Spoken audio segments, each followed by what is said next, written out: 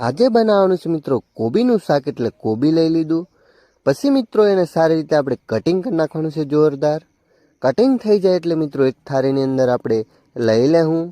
પછી મિત્રો આપણે ટામેટાનું કટિંગ કરી નાખ્યું. પછી મિત્રો મરચાંનું કટિંગ કરી નાખ્યું.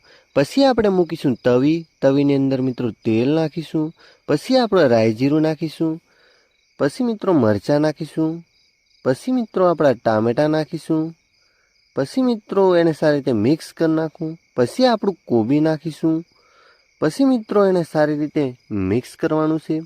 મિક્સ થઈ જાય એટલે મિત્રો આપણે આ બાજુ લેશું મસાલો, હલ્દી, પછી આપણું કૂટેલું મરચું દેશી, પછી મિત્રો નમક નાખીશું.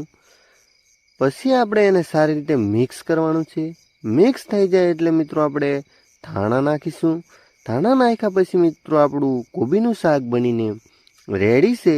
વિડીયો ગમ્યો હોય તો લાઈક, શેર અને સબસ્ક્રાઈબ કરતા જાજો.